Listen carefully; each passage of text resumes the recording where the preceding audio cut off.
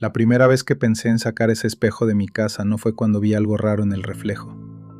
Fue la madrugada en que el televisor de la sala se encendió solo. Yo lo había apagado antes de dormir. Incluso recuerdo haberme quedado unos minutos viendo la pantalla negra, porque el reflejo del pasillo se alcanzaba a ver en el vidrio. Aún así, como a las 2 de la mañana, me despertó esa luz azulada que se mete por debajo de la puerta cuando algo queda encendido afuera. Abrí los ojos, vi la línea de luz sobre el piso y me quedé acostada tratando de convencerme de que la había imaginado. Luego escuché el volumen muy bajo, como si hubiera una voz hablando desde muy lejos, y supe que no estaba soñando. Salí del cuarto medio dormida y encontré la sala iluminada por la pantalla. El televisor estaba en un canal sin señal, con ese sonido blanco que se queda metido en la cabeza aunque esté casi en cero. Lo apagué con el control, me di vuelta para regresar a mi cuarto y apenas había dado 3 pasos cuando volvió a encenderse detrás de mí. No me asusté de inmediato, me molesté. Pensé que tal vez se había trabado el control o que el aparato estaba fallando. Lo desconecté de la corriente y me quedé viéndolo unos segundos, esperando que por fin se apagara por completo.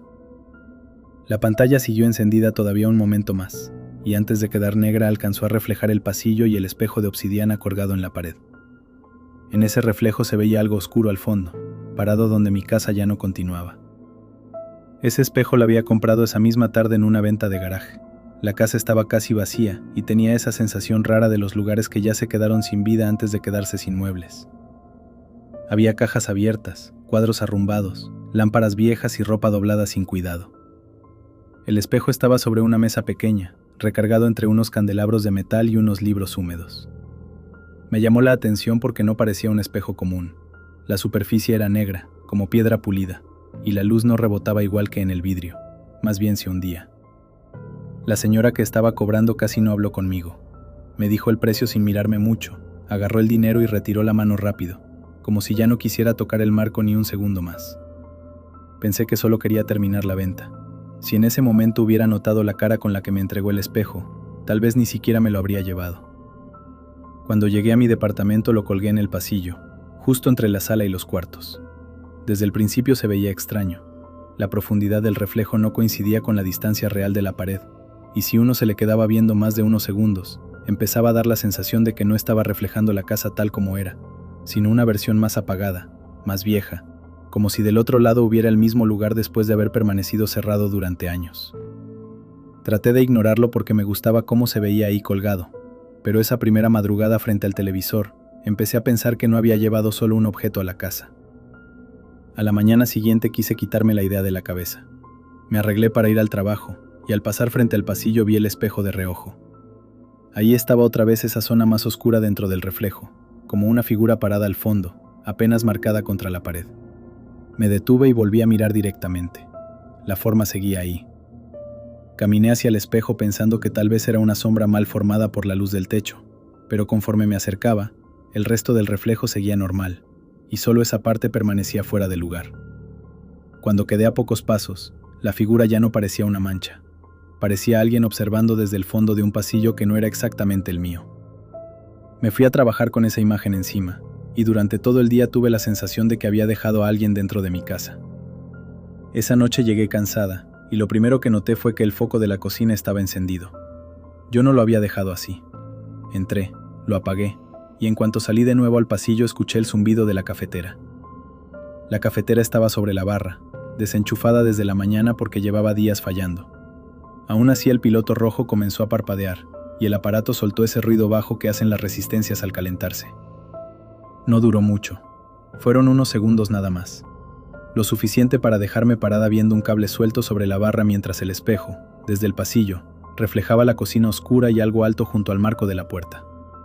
A partir de esa noche empecé a notar que la actividad seguía un patrón. Mientras más tiempo pasaba el espejo en la pared, más cosas ocurrían cerca de él. La lámpara del pasillo bajaba de intensidad por unos segundos y luego volvía a la normalidad. El televisor se encendía solo aunque estuviera desconectado. Una madrugada me levanté por agua y encontré la puerta del baño abierta, moviéndose apenas, aunque todas las ventanas estaban cerradas.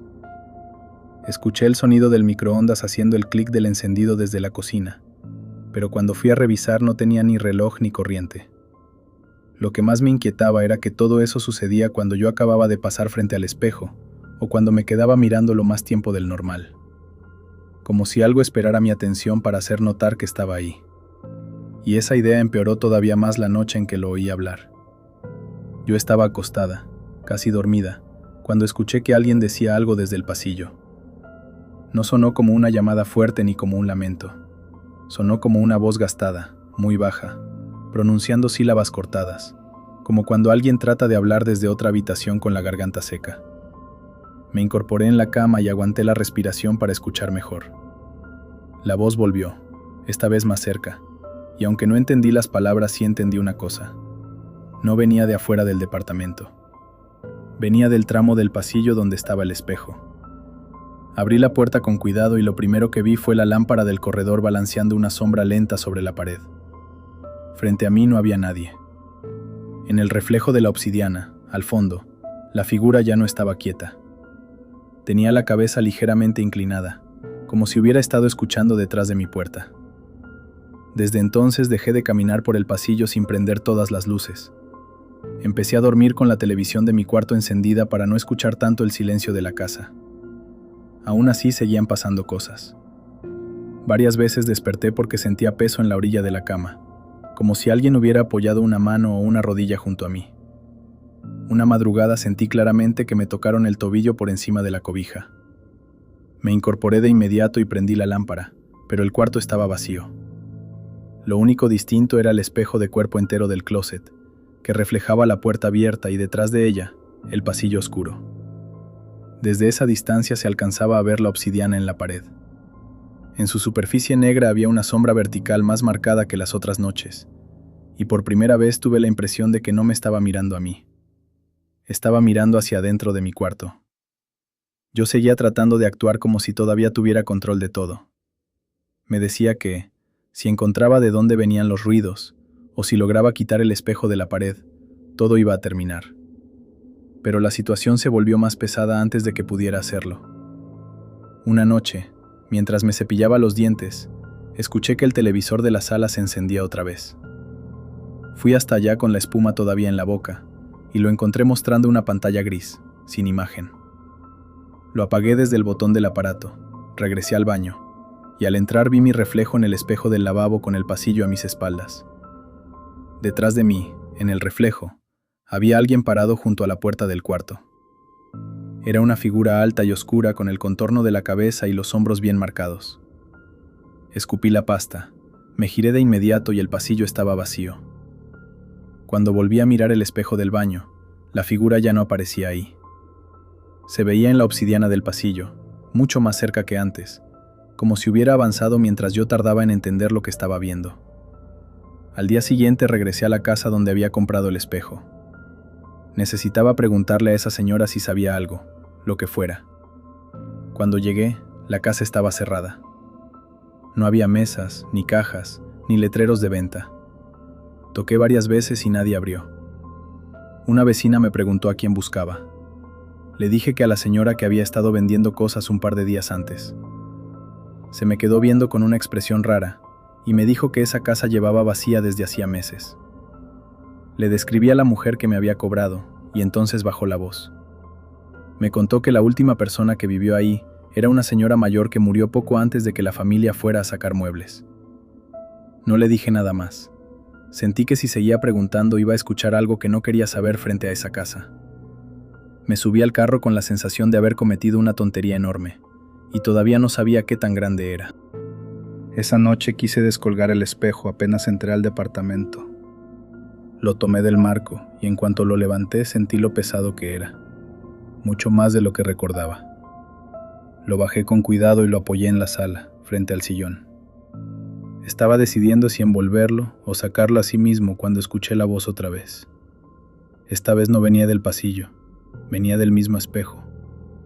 Era un murmullo ronco, gastado, con una o dos palabras que no logré entender, pero sí percibí el ritmo de alguien tratando de hacerse escuchar.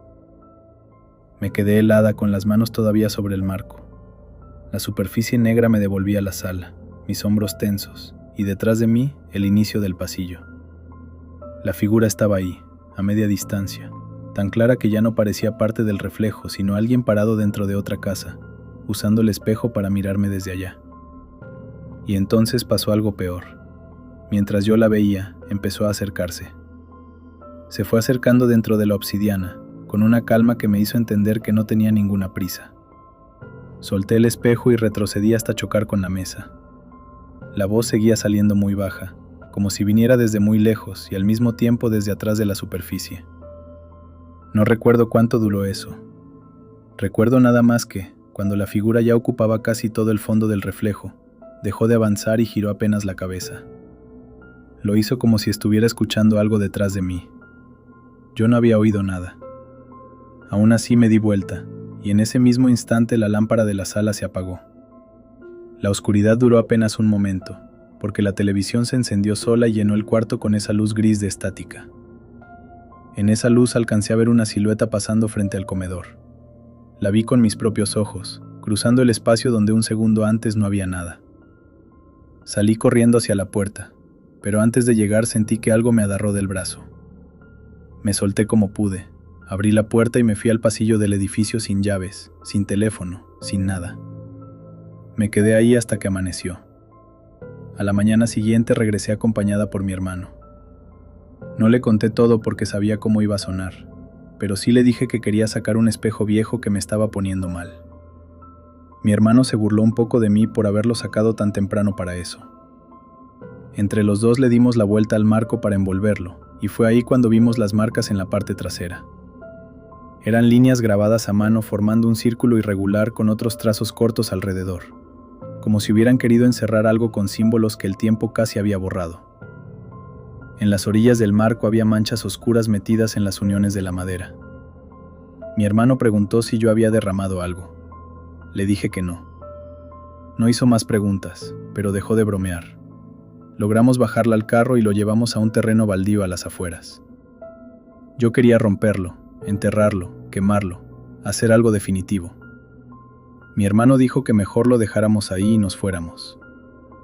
Lo apoyamos contra una barda y regresamos sin mirar atrás. Durante el trayecto sentí vergüenza de mí misma por haber llegado tan lejos con algo que ni siquiera podía explicar bien. Pensé que tal vez, fuera de la casa, ya no tendría fuerza. Pensé que todo se iba a cortar en cuanto el espejo dejara de estar conmigo. Y durante unas horas lo creí de verdad.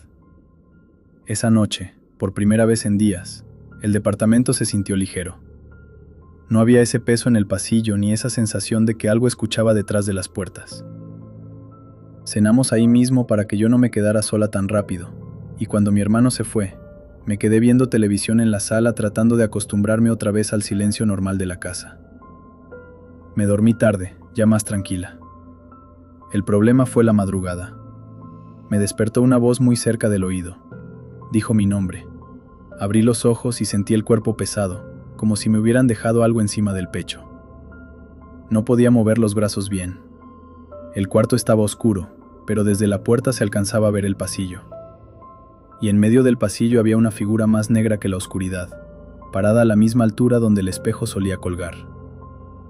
Traté de incorporarme y no pude. La presión sobre el pecho aumentó un momento y luego cedió. Cuando logré sentarme, la figura ya no estaba en el pasillo.